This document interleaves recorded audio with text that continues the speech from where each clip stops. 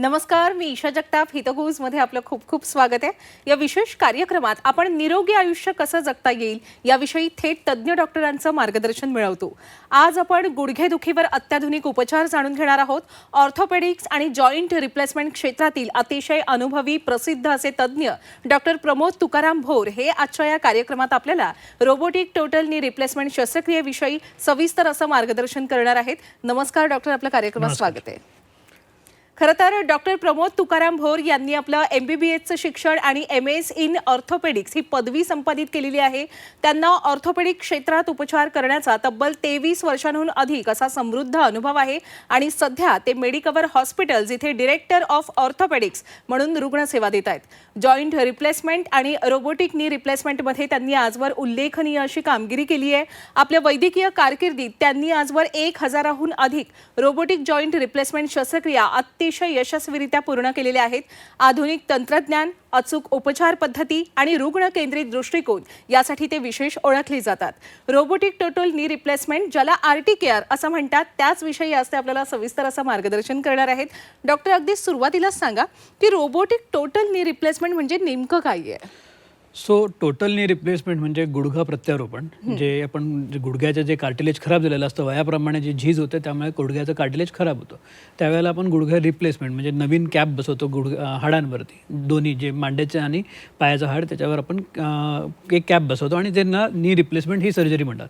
आता तीच knee replacement surgery जी मी conventionally करत आलो 20 वर्षांपासून, त्याला आत्ता आम्ही रोबोटच्या सहाय्याने करतो. रोबोट असिस्टेड नी रिप्लेसमेंट असते. त्याच्यामध्ये अचूकपणा येतो, it is more precise, perfection येतं. जे जॉईंट बसतो तो जास्त परफेक्टली बसतो आणि जे अलाइनमेंट आहे ते परफेक्ट येते. त्यामुळे रोबोटिक हे मला मदत करतं. जे मी करत आलेलो आहे रिप्लेसमेंट, त्याला अजून चांगल्या पद्धतीने करण्यासाठी मला रोबोट हे मदत करतं. अच्छा, अगदीच म्हणजे अजून चांगल्या पद्धतीने ही शस्त्रक्रिया केली जात असेल यात काही शंका नाही आहे, कारण ही अत्याधुनिक शस्त्रक्रिया पद्धत आहे. पण पूर्वी जी आपली पारंपरिक शस्त्रक्रिया पद्धत होती आणि आता जी आलेली ही रोबोटिक शस्त्रक्रिया पद्धत आहे, यामध्ये प्रामुख्याने काय काय फरक आहे? म्हणजे आपण म्हणाल अचूकता असते त्याच्यामध्ये, ते आणखी सविस्तरपणे सांगा डॉक्टर. सो ज्यावेळेला आता मी रोबोटिक नी रिप्लेसमेंट करतो त्याच्यामध्ये आम्ही आधी प्लॅनिंग जास्त असतं. सो आपण एक CT स्कॅन करतो, त्याच्यामध्ये लॅपटॉपवरती किंवा कम्प्युटरवरती AI यूज करून आर्टिफिशियल इंटेलिजन्सनी आपण प्लॅनिंग करतो. ज्याच्यामध्ये मला कन्व्हेन्शनल जे मी आधी पारंपरिक पद्धत आपण जे म्हणतो त्याच्यामध्ये मला एक स्पेसिफिक अमाऊंट ऑफ बोन काढावा लागायचं. 9 मिलीमीटर असं बोन, 18 मिलीमीटरचं बोन काढायला लागायचं. पण रोबोटिकमध्ये मी अकॉर्डिंग टू द पेशंट, म्हणजे मी माझा गुडघा, हा गुडघा, प्रत्येक माणसाचा वेगवेगळा जॉईंट असतो, त्याचे स्पेसिफिक जॉईंटप्रमाणे मी तेवढं बोन काढतो. मला जास्त बोन काढायची गरज पडत नाही. आणि त्यामुळे जे प्लॅनिंग जे परफेक्ट होतं त्यावेळेला करताना मला जास्त ओपन करायची गरज नाही पडत, कारण माझी प्लॅनिंग ऑलरेडी ठरलेलं आहे. सो तर मला ओपन करायची गरज नाही पडत. त्यामुळे रक्तस्राव, ब्लड लॉस हे कमी होतो. तो कन्व्हेन्शनलपेक्षा किंवा पारंपरिक पद्धतीपेक्षा रोबोटिकमध्ये ब्लड लॉस हे कमी होतो, बोन लॉस हे कमी होतं. त्यामुळे इम्प्लांट हे परफेक्ट जास्त बसला जातो. पेशंट लवकर चालायला लागतो, लवकर, कारण पोस्ट ऑपरेटिव्ह रिकव्हरी फास्ट होते पेन कमी झाल्यामुळे. अच्छा डॉक्टर, आपण आजवर हजारो रुग्णांवर रोबोटिक नी रिप्लेसमेंट सर्जरी केलेली आहेत. त्याच्यापैकी एखादा अनुभव सांगा, म्हणजे ती अशी सर्जरी होती जी म्हणजे कायम लक्षात राहील, असा एखादा अनुभव. सो माझी एक 83 year old पेशंट होते, 83 वर्षाची, ज्यांना कार्डियाक इश्यू होते. त्यामुळे त्यांची सर्जरी होत नव्हती. ते माझ्याकडे आले, त्यांना आम्ही समजवलं की ही तुमच्यावरती सर्जरी लागणार आहे, पण बिकॉज तुम्हाला हार्टचा इश्यू आहे त्याच्यामुळे ती हाय रिस्क होऊन जाते. पण बिकॉज रोबोटिक आहे त्यामुळे ब्लड लॉस, बोन लॉस कमी असतो. प्लस आम्हाला जॉईंटमध्ये जे इंट्रामेडुलरी म्हणतो आम्ही, जे हाडाच्या मध्ये रॉड टाकायला लागतं, त्याची गरज पडत नाही. त्यामुळे इट बिकम्स सेफर. त्यामुळे मला ती सर्जरी करता आली. ती आजी मला अजूनही येऊन भेटते. आणि आत्ता फिरायला जाते सगळीकडे. मी पहिल्या दिवशी एका गुडघ्याचं केलं आणि 7व्या दिवसानंतर दुसऱ्या गुडघ्याचं केलं. मला स्टेज करावं लागलं, कारण वय जास्त आहे, हाय रिस्क होते. त्यामुळे मला ते स्पेसिफिक आठवतात. ते चालत येतात. आधी त्यांना व्हीलचेअरवर आणलं जायचं आणि आता ते चालत येतात. आणि तेव्हा त्यांचं वय होतं 83 वर्ष. आता ते 88व्या वर्षी ते आता मनसोक्त फिरतात. म्हणजे अर्थात आपल्या मेडिकवर हॉस्पिटल्समध्ये, म्हणजे डॉक्टर आपलं स्किल तर आहेच, पण मुळात आपल्या मेडिकवर हॉस्पिटल्समध्ये अतिशय ॲडव्हान्स्ड अशा सेवा सुविधा असतील उपलब्ध. RT केअरसाठी प्रामुख्याने कोणत्या आहेत? सो ज्यावेळेला नी रिप्लेसमेंट्स ही सर्जरी म्हणतो ही वयस्कर लोकांमध्ये असते, त्यामुळे आम्हाला बॅकअप असणं फार महत्त्वाचं आहे. So it is operation theatre मोठं असलं पाहिजे, त्याचे जे एअर कंडिशनिंग सिस्टम असते ते चांगले असले पाहिजेत. रोबोट जो आहे माझा हा सगळ्यात फुल्ली ऑटोमेटेड रोबोट आहे. तो रोबोटमध्ये पूर्ण आम्हाला सिटी बेस्ड रोबोट आहे, म्हणजे ज्याच्यात सिटी स्कॅन लागतं, आणि हा माझा रोबोट हा फुल्ली ऑटोमेटेड, म्हणजे त्याच्यानी स्वतः रोबोट जो आहे मी कमांड दिल्यावर तो बोन क्लीन करतो. बाकी जे काही रोबोट्स आहेत त्याच्यामध्ये ॲज अ डॉक्टर मला सॉ पकडून माझ्या हाताने करावं, त्याला सेमी ॲक्टिव्ह रोबोट म्हणतात. हा फुल्ली ऑटोमॅटिक रोबोट आहे. सो हा फुल्ली ऑटोमॅटिक रोबोट आमच्याकडे तिथे मेडिकवरमध्ये अवेलेबल आहे. त्याचबरोबर माझी ॲनेस्थेटिस्ट टीम म्हणा किंवा फिजिओथेरपिस्ट ऑपरेशनच्या नंतर व्यायाम करून घेणारे, ICU बॅकअप, कार्डियक बॅकअप, ह्या सगळे जे बॅकअप्स लागतात, कारण वयस्कर पेशंटमध्ये सर्जरी मी ज्या वेळेला करतो मला ह्या सगळ्यांचा बॅकअप लागणार आहे. त्यांच्याशिवाय मला ही सर्जरी करताच येणार नाही. सो मला हे सगळे बॅकअप्स मला मेडिकवरमध्ये सगळे उपलब्ध आहेत. त्यामुळे मला शांतपणे हेच पेशंट, कुठलाही पेशंट कितीही डिफिकल्ट असो त्याला करायला मला त्रास होत नाही. अच्छा, म्हणजे मी फक्त अंदाज लावला होता की अगदी ॲडव्हान्स्ड अशा सेवा सुविधांनी सुसज्ज असे हे हॉस्पिटल असेल. खरं तर ही हॉस्पिटलची आपली चेन आहे, पण खरोखर आता आपण ज्या ज्या तंत्रांचा उल्लेख केला त्याच्यामुळे मला हे खात्री झाली की खरोखर हे अतिशय सेवा सुविधांनी सुसज्ज असं हॉस्पिटल आहे. बरं डॉक्टर, आपण म्हणाल की फुल्ली ऑटोमेटेड रोबोट म्हणजे पूर्णपणे रोबोटच शस्त्रक्रिया करतो की काय? फुल्ली ऑटोमेटेड म्हणजे काय की आता जो रोबोटमध्ये ज्याच्या भरपूर प्रकार आहेत. काही रोबोट्स फक्त झिग लावतात आणि डॉक्टर हा कट घेतो, त्याला काही कंट्रोल नसतो, त्याला पॅसिव्ह रोबोट असं म्हणतात. काही रोबोट असे आहेत की कट घेताना डॉक्टर त्याच्यावरती एक हे लागलेलं आहे की ज्याच्यामध्ये कंट्रोल पण आहे, पण डॉक्टर स्वतः कट करतो हात आणि हे करतो. आणि फुल्ली ऑटोमेटेडमध्ये काय, मी कमांड देतो, मी साईडला उभं राहून मी पाहतोय आणि तो robot does the cut on its own. त्याच्यामध्ये काय होतं की फिनेस जास्त येते, परफेक्शन जास्त येतं. ज्यावेळेला मी थोडी हातात पकडले तर डेफिनेटली एक ह्युमन एरर येण्याची शक्यता राहते. मी रोबोटिक्सकडे का जातो हे फार महत्त्वाची गोष्ट आहे. मी रोबोटिक्सकडे का जातो आहे, कारण नी रिप्लेसमेंट मी करतच आलो आहे. मी 20 वर्षांपासून नी रिप्लेसमेंट करतो. 20 वर्षांपासून रोबोटिक्स नव्हतं आणि माझे रिझल्ट चांगलेच होते. पण का मी रोबोटिक्स करतो? मी बेटर रिझल्ट देण्यासाठी किंवा सेम रिझल्ट प्रत्येक पेशंटला चांगले रिझल्ट यावं ह्याच्यासाठी रोबोटिक्स करतो आहे. माझ्या 2 पेशंटमध्ये काही डिफरन्स नसावा. म्हणजे आपण समजा 2 ओळी खेचतोय, लाईन काढतोय, तर त्या सेम येण्यासाठी जर आपण प्रिंट काढतो ते सेम येणार, पण कितीही हाताने काढलं बरोबर तर त्याच्यामध्ये डिफरन्स येतात. तेच कन्व्हेन्शनल, पारंपरिक आणि रोबोटिक्समध्ये फरक आहे. फुल्ली ऑटोमेटेड हा पूर्णपणे बोन क्लिअर करतो. त्याच्यानंतर जे जॉईंट बसवण्याचं काम आहे हे सर्जनचं आहे. सो सर्जन पहिला जॉईंट ओपन करतो, मसल्स वगैरे साईडला, फक्त बोन जे क्लिअर करण्याचं काम आहे, जे खराब झालेलं आहे ते रोबोट येऊन करतो. प्लॅनिंग सगळं सर्जन पहिला करतो. बरं, रोबोट असिस्ट करतो. खरं तर याविषयी अधिक माहिती जाणून घ्यायची आहे, पण तत्पूर्वी सांगा डॉक्टर की आता रोबोटिक हे तंत्रज्ञान आल्यामुळे ज्या गुडघेदुखीच्या रुग्णांना शस्त्रक्रियेची आवश्यकता असते किंवा आपण त्यांना सुचवता की आता शस्त्रक्रिया करायला हवी, तेव्हा त्यांना आपण रोबोटिकचा सल्ला देता? मी क्लिअर सांगतो सगळ्या पेशंट्सला की हां, तुम्हाला नी रिप्लेसमेंटची गरज आहे. सो नी रिप्लेसमेंट तुम्ही कन्व्हेन्शनल पद्धतीने करा किंवा रोबोटिक्स पद्धतीने करा, हे शेवटी पेशंटच्या म्हणजे हे पेशंटचं डिसिजन आहे. हे डिसिजन मी घेऊ शकत नाही पेशंटसाठी. हां, मी त्यांना पारंपरिक पद्धतीचा आणि रोबोटिक पद्धतीचा काय फायदे आहे ते दोन्हींचं समजून सांगतो पेशंटच्या हिशोबाने. आता काही स्पेसिफिक मी जी मगाशी तुम्हाला पेशंटबद्दल सांगितलं की 83 वर्षाची आहे, त्यांना हाय रिस्क होतं, काय होतं, त्यांना मी स्पेसिफिकली सांगितलं की आपण तुम्हाला हेच वापरूया. अच्छा. सो त्यांना मी सांगतो की हां बेटर, मी पेशंटला सांगू शकतो की माझ्या हिशोबाने हे बेटर आहे, पण फायनल डिसिजन हे पेशंटचा. पेशंटला काही लोकांना रोबोटची भीती वाटते, काही लोकांना वाटतं की रोबोट तुम्ही नसणार का डॉक्टर, असा प्रश्न असतो. तर तसं नाही आहे, मी असतोच. मी सर्जरी हा सर्जनच करतो आहे, रोबोट मला फक्त मदत करतो. जसं आत्तापर्यंत मी इन्स्ट्रुमेंट्स बाकीचं वापरतो, आता मी रोबोट वापरतोय. फरक तेवढाच आला आहे. So there is something which is giving me some better precision in रोबोटमध्ये. त्यामुळे प्रत्येक पेशंटला मी असं सांगत नाही की तुम्ही रोबोटिक नी रिप्लेसमेंट करा. मी त्यांना सांगतो तुम्हाला रिप्लेसमेंटची गरज आहे, कन्व्हेन्शनल की रोबोटिक हे तुम्ही सांगा, आपण त्या पद्धतीने तुमचं रिप्लेसमेंट करूया. अच्छा, पण मगाशी तुम्ही जे ते 83 वर्षांच्या आजींचं उदाहरण दिलं ना, ते ऐकून म्हणजे ऐकायलाच ते फार समाधानकारक होतं आणि दिलासादायक सुद्धा होतं की इतक्या वयोगटातील व्यक्तींवर सुद्धा आता रोबोटिक शस्त्रक्रिया होऊ शकते. पण डॉक्टर, खरोखर ही शस्त्रक्रिया प्रत्येक व्यक्तीसाठी, प्रत्येक वयोगटासाठी सुरक्षित आहे का? सो जर रोबोटिक नी रिप्लेसमेंट किंवा रिप्लेसमेंट म्हटलं, रिप्लेसमेंट करायच्या आधी आम्ही प्रत्येक पेशंटचे इन्व्हेस्टिगेशन आणि तपासण्या करून घेतो. ह्या तपासण्या झाल्यावर आम्हाला कळतं की हा पेशंट फिट आहे की नाही. सो कधीकधी दोन्ही गुडघ्यांची गरज असते, एका गुडघ्याची गरज असते. वयस्कर लोकांमध्ये आम्ही एक गुडघा एका वेळेला करतो आणि दुसरा गुडघा नंतर करत असतो. पण यंगर पेशंट्समध्ये आम्ही कमी वयातल्या पेशंटमध्ये दोन्ही गुडघे एकत्र करतो. Final decision whether patient fit आहे की नाही हे ऑपरेशनच्या आधीच्या सगळ्या तपासण्या करून आम्ही डिसाईड करतो की पेशंट फिट आहे की नाही. आणि otherwise he surgery one of the most successful surgery. सगळ्या पेशंट्सला आराम पडतोच. जेवढी सर्जनचं काम आहे तेवढंच फक्त पेशंटचं ही पोस्ट ऑपरेटिव्ह काम म्हणजे ऑपरेशनच्या नंतर पेशंटनी व्यायाम करणं पण फार महत्त्वाचं आहे. सो रिकव्हरी फेज जर आपण पाहिला तर मी ऑपरेशनच्या नंतर म्हणजे समजा आज सर्जरी केली, सकाळी मी आज जे ऑपरेशन करून आलो आहे तर आज दुपारी माझा पेशंट उभं राहणार, दुसऱ्या दिवशी चालणार, परवा पायऱ्या चढ-उतार असे सगळे हे बेसिक आमचे प्रोटोकॉल्स आहेत. त्याचबरोबर पण रिकव्हरीला पूर्ण पाहायला गेलं तर 1.5 ते 2 महिने हे लागतात हे व्यायाम करायला.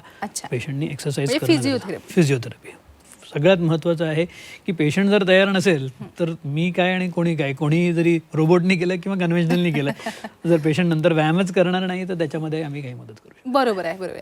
आपण म्हणालात की तो पेशंट हा फिट आहे का पूर्णपणे त्यासाठी आपण वेगवेगळ्या त्यांच्या तपासण्या करता. साधारण कोणकोणत्या तपासण्या केल्या जातात डॉक्टर? सो आपण पेशंटचा लिव्हर, किडनी ह्याचं ॲक्शन कशी आहे, शुगर आहे का, डायबिटीज असतात पेशंटला, BP आहे, शुगर प्लस हार्टचं फंक्शन कसं आहे, ECG करतो, 2D एको करतो. ज्यांना काही स्पेसिफिकली आहे त्यांना व बाकीच्या तपासण्या केल्या जातात. जसं काही लोकांना आम्ही स्ट्रेस इकोग्राफी म्हणतो किंवा ह्या सगळ्या गोष्टी करतात स्पेसिफिकली केल्या जातात. नी रिप्लेसमेंटसाठी मला जे लागतं मेजरली ते म्हणजे गुडघ्याचे एक्सरेज आम्ही स्कॅनोग्राम करतो, जे म्हणजे पूर्ण उभा राहून एक्सरे केला जातो हे लागतात. आणि स्पेसिफिकली रोबोटिक टिकेअरसाठी जर म्हटल्याला गेलं तर मी जो रोबोट वापरतो आहे विच इज फुली ऑटोमॅटिक, त्याच्यामध्ये मला एक CT स्कॅन हा एक एक्स्ट्रा तपास लागतो. CT स्कॅनच्या हिशोबाने मी प्लॅनिंग करतो. कारण मला एक्झॅक्ट अनॅटमी म्हणजे प्रत्येक माणसाचा, आता तुमचा गुडघा माझा गुडघा या दोन्हीमध्ये डिफरन्स आहे. सो आपल्याला प्रत्येकाच्या गुडघ्याप्रमाणे ज्या पेशंटचा आहे त्या पेशंटचा गुडघ्याप्रमाणे म्हणजे डावा उजवा सगळे वेगळेच असतात. त्याच्याप्रमाणे जर प्लॅनिंग करायचं आहे तर मला CT स्कॅन पाहिजे आणि it is only possible with CT की आम्ही ते प्लॅनिंग करू शकतो. आता सगळ्यात महत्त्वाचा प्रश्न डॉक्टर, जो प्रत्येक रुग्णाकडून तुम्हाला येतच असेल की डॉक्टर रोबोट म्हणजे शस्त्रक्रिया करणार, माझा गुडघा नक्की बरा होईल की आणखी बिघडेल आणि तुम्ही असणार की नाही डॉक्टर, हे आपल्याला विचारत असेल रुग्ण. बरं, रुग्णांचं वय हे वेगवेगळं असतं, तरुण सुद्धा असू शकतात किंवा त्या 83 वर्षांच्या आजी सुद्धा असू शकतात. त्यांना समजवता कसं आपण डॉक्टर? सो आता जर मी वयाचं गोष्ट केली तर माझा सगळ्यात यंगेस्ट पेशंट जो आहे 36 वर्षाचा आहे आणि ओल्डेस्ट पेशंट हे 93-94 इयर्सची एक गृहस्थ होते. सो वय म्हणजे आपण फिटनेस असेल तर मी त्यांना सर्जरी करू शकतो. तर प्रत्येकाचं इंडिकेशन वेगवेगळं असं 36 वर्षाचा इंजुरीमुळे झालेलं होतं आणि जे वयस्कर असतात त्यांना वयाप्रमाणे जे झीज होते त्याच्यासाठी आपण नी रिप्लेसमेंट करतो. समजवण्यासाठी त्यांना हे समजणं गरजेचं आहे की आत्ता तुम्हाला बाकी औषध गोळ्यांनी ज्या वेळेला आराम पडत नाही, तुम्हाला बेसिक एक्सरसाइजेसनी फरक पडत नाही आहे आणि तुम्हाला आता दुखतंच आहे, तुमच्या ॲक्टिव्हिटीज कमी होतात, तर त्यावेळेला तुम्हाला रिप्लेसमेंटची गरज आहे. तुम्हाला दुसरं काहीच करता येणार नाही. रिप्लेसमेंट करूनच तुमचा पाय जो वाकलेला आहे, बेंड झालेला आहे, तो सरळ होणार आहे. हे सगळ्या आम्ही गोष्टी पेशंटला ज्या वेळेला सांगतो त्यांना नंतर रिहॅबला काय लागणार आहे, काय एक्सपेक्ट करायचं. तुमचं वय कमी करत नाही आहे मी. पेशंटचं वय 70 आहे तर 70 प्रमाणे चालणार आणि जो 40चा आहे तो 40 प्रमाणे चालणार किंवा जो 50 आहे तो 50 प्रमाणे चालता येईल. पण चालता येईल, पेन फ्री चालता येईल, पेन फ्री चालता येईल. आणि हां, ते पण सांगितलं जातं की 2 दिवसात नाही 2 महिने लागतात पेन फ्री चालायला, तुम्हाला व्यायाम करावे लागतात. हे सगळं जर पेशंटला क्लिअर माहिती असेल तर काही प्रॉब्लेम येत नाही. जर मनाची तयारी असेल, पेशंटची तयारी असेल तर definitely they are happy after 2 to 3 months. अच्छा, पण हे फार बरं वाटलं डॉक्टर की तुम्ही खरं सांगितलं की 2 महिन्यानंतर चालता येतं रुग्णाला. पहिल्या दिवसापासून येतं, 2 महिन्यानंतर आरामात आपल्याला रेग्युलर पेन फ्री चालतं. सो ते बेसिकली एक्सरसाइजेस करणे, व्यायाम करणे हे सगळ्याला वेळ लागतो. किती जरी आपण प्रयत्न केला एका दिवसात शरीर बनत नाही, त्याला वेळ लागतो. जरी जिमला गेला तुम्ही हे करायला बेसिक झालं. पण हे फिजिओथेरपीचं कसं असतं डॉक्टर वेळापत्रक, म्हणजे तुम्ही हॉस्पिटलमध्ये रुग्णांना ठेवता आणि तिथेच फिजिओथेरपी करून घेता की घरी सुद्धा करू शकतात? नाही, सो बेसिकली हॉस्पिटलमध्ये नॉर्मली आम्ही 2 ते 3 दिवसच ठेवतो, त्याच्यापेक्षा वरती आम्ही हॉस्पिटलमध्ये ठेवत नाही. हॉस्पिटल फिरायला आलेलं नाही, आपण गरज आहे म्हणून आलेलो आहे. 2 ते 3 दिवस हॉस्पिटलमध्ये काम आहे. तिथं तुम्ही व्यायाम केला, तुम्ही चाललात, वॉशरूमला गेलात, तुम्ही जाऊ शकता चालत वॉशरूमला, तुम्ही घरी जा. घरी जाऊन तुम्ही फिजिओथेरपी कंटिन्यू ठेवू शकता. आता फिजिओथेरपीचा अर्थ हे नाही आहे की तुम्ही कुठल्या फिजिओथेरपिस्टला प्रत्येक वेळेला घरीच बोलवा. सो ॲव्हरेज जर मी पाहायला गेलं माझे पेशंट्स काही लोक आठवडाभर बोलवतात, काही लोक बोलवतही नाहीत. जे स्वतःहून व्यायाम करतात ते स्वतःहून व्यायाम करू शकतात. बेसिक एक्सरसाइज करणं फार महत्त्वाचं आहे. गुडघा वाकवणे आणि सरळ करणे हेच व्यायाम आहे. वॉकर पकडून चालणे. आता मी पाहिलं आहे की रोबोटिकच्या नंतर बरेचसे माझे पेशंट्स विदाऊट वॉकर घरी जातात. त्यांना वॉकरची गरजच पडत नाही. दे आर कॉन्फिडंट इनफ की ते विदाऊट वॉकर चालतात, कारण पेन नाही आहे, हे नाही आहे, स्टेबल झालेत, ते चालायला लागतात विदाऊट वॉकर. सो फिजिओथेरपीची गरज जी आहे ते पेशंट ठरवतो, त्यांना किती दिवस पाहिजे. ॲव्हरेज मी बघितलं आहे की एक आठवडाभर सगळे बोलवतात घरी फिजिओथेरपिस्ट, कारण घराप्रमाणे थोडं ॲडजस्ट करून व्यायाम शिकून जातात. त्यामुळे त्याच्यानंतर जे सेम व्यायाम घरी ते 2 महिने करतात आणि they are back on track असं असतं. अच्छा, बरं डॉक्टर, 2 महिन्यानंतर वेदनारहित चालता येतं हे तर स्पष्ट झालं, तर कळलं आम्हाला. पण खरंच ते रुग्ण आधीसारखं आयुष्य जगू शकतात का? म्हणजे मनसोक्त प्रवास करू शकतात का? खेळ खेळू शकतात का डॉक्टर? डेफिनेटली त्याच्यासाठीच हे करतो. आता मी बऱ्याचदा मूवमेंटम करून माझा एक प्रोग्राम हे असतो. मी ज्यावेळेला माझ्या पेशंट्सला सगळ्यांना वर्षातनं एकदा माझ्याकडे ते माझे पेशंट परत एका सेटअपमध्ये आम्ही भेटतो सगळे पेशंट. सो ते हेच बघण्यासाठी की पेशंट्स काय करतात. तर बरेचसे पेशंट्स फिरून आलेले असतात जे फिरत नव्हते. मी लास्ट इयर म्हणजे मागच्या वर्षी दांडियाचा प्रोग्राम ठेवला होता, त्याच्यामध्ये डान्स वगैरे केला होता. यावर्षी त्यांनी रॅम्प वॉक केलेला आहे. त्यांना सगळं करता येतं. दे गो बॅक टू दर नॉर्मल लाईफ त्यांच्या वयाप्रमाणे.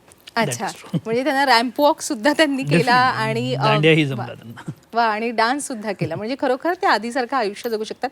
हे मी याच्यासाठी विचारलं डॉक्टर, कारण जेव्हा लहान वयातल्या मुलांवर सुद्धा आपण करत असाल अशी प्रकारची शस्त्रक्रिया, कारण ही मुलं खेळता खेळता जर पडली किंवा त्यांना क्रीडामध्ये जर कोणती अशा वेदना झाल्या, दुखापत झाली, तर त्यांच्यासाठी कशी ही शस्त्रक्रिया काम करते doctor? So that is a different. त्याच्यामध्ये आम्ही गुडघे बदली ही सर्जरी करत नसतो. लिगमेंट इंजुरीज ज्यावेळेला असतात किंवा स्पोर्ट्स इंजुरीज ज्याच्यामध्ये असतात त्याच्यात दुर्बिणीने सर्जरी होत असतात. अकॉर्डिंग टू की कुठली लिगमेंट गेली आहे त्याही आपण रिपेअर करतो आणि हळूहळू रिहॅब करून आपण पेशंटला रेग्युलर त्यांच्या कामासाठी किंवा खेळासाठी परत जातो. स्पोर्ट्स पर्सन्स माझ्याकडे बऱ्यापैकी ह्याच्यासाठी येतात. लहान मुलं क्रिकेटर्स म्हणा किंवा फुटबॉल प्लेयर्स, त्यांना ACL लिगमेंट किंवा हे सगळे लिगमेंट गेले, दुर्बिणीने ही सर्जरी होते. त्याला आम्हाला ओपन करायची गरज पडत नाही. रिहॅबिलिटेशन प्रोटोकॉल हे डे 1 पासून सुरू होतो. त्यांनाही पूर्णपणे खेळण्यापुरता जाण्यासाठी तेवढी ताकद येण्यासाठी 2-2.5 महिने लागतात, डिपेंडिंग अपॉन की कितीपत कुठे इंजुरी आणि काय आहे. सो माझी ही ॲडवाईस राहते प्रत्येक प्लेयरला की never play on your injury. म्हणजे तुमच्या इंजुरीमध्ये असताना तुम्ही खेळायला जाऊ नका, ट्रीट करून घ्या आणि मग खेळायला जा. बऱ्याचदा असं होतं की तुम्ही प्लेईंग ऑन इंजुरीमुळे तुम्ही जे नॉन सर्जिकल आहे, म्हणजे ज्याच्यामध्ये औषध गोळ्या किंवा व्यायामाने बरे होणाऱ्या गोष्टी आहेत त्या तुम्ही सर्जिकलवर घेऊन जाता. त्यामुळे ते प्रॉब्लेम वाढतात आणि आर्थरायटिस ही वाढतो. म्हणजे जर तुम्ही खेळतायत, तुम्ही जर इंजर्ड नीमध्ये किंवा लिगमेंटमध्ये ब्रेक आहे त्याच्यामध्ये तुम्ही खेळायला जाणार आहात, खेळतात आणि ट्रीट नाही करत आहे, तर तुमची झीज जी आहे गुडघ्याची ती लवकर होणार आणि तुमचं वय वाढल्यावर तुम्हाला रिप्लेसमेंटसारखी सर्जरी ही लवकर लागू शकते. अच्छा, बरं डॉक्टर, ही सगळी शस्त्रक्रिया झाल्यानंतर त्यांची सगळी फिजिओथेरपीची जी 17 सेशन्स असतात ते संपल्यानंतर आत्मविश्वास कमालीचा वाढत असेल ना त्यांचा? हो, they go back to their normal life. Patient मी हे पाहिलं की त्यांना लोकांना बऱ्याचदा वजन कमी होत नसतं, काही होत नसतं, त्यांचं वजन कमी व्हायला लागतं, दे स्टार्ट वॉकिंग, त्यांचं शुगर BP हे लवकर कंट्रोल यायला लागतं, कारण they start walking, they feel free. आणि सगळ्यात महत्त्वाचं वयस्कर लोकांमध्ये हे की त्यांना एक कमालीचा कॉन्फिडन्स परत येतो, कारण ते घरात बसल्यावरती they are stuck to their house, म्हणजे बेडरूम ते हॉल हेच जिंदगी झालेली असते.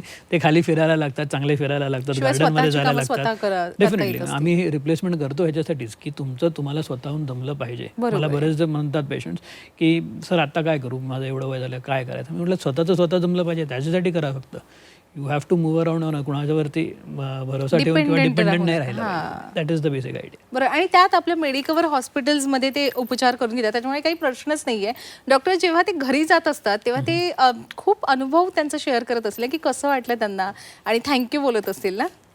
सो बऱ्याचदा पेशंट्स घरी जाताना म्हणजे पोस्ट ऑपरेटिव्ह ते आम्हाला नेहमी थँक्स तर ऑब्व्हियसली म्हणतातच, त्याच्यात हे नाही आहे. पण माझं बऱ्याच हे असतं की 15 ते 20 दिवसानंतर ज्या वेळेला पेशंट येतो ना त्यावेळेला मला खरं कळतं की तो पेशंट किती लवकर होतो. मी त्यांना 15 डेज नंतर सुचर रिमूव्हलसाठी बोलवतो. त्यावेळेला पेशंट मला खूप जास्त खुश असतो. घरी जाताना मेजरली तो माझ्या सिस्टर्स आणि स्टाफला खुश करून जात असतो की थँक्यू थँक्यू. वा, वा, ज्या वेळेला वा, घरी जाताना तो मला फक्त सर माझं झाल्याबरोबर मी तुम्हाला 15 दिवसांनी भेटायला येतो असं सांगून जातो. आणि 15 दिवसांनी तो माझ्याबरोबर 1-on-1 असतो, कारण मी माझ्या कन्सल्टिंगमध्ये बसलेलो असतो आणि माझ्याबरोबर 1-on-1.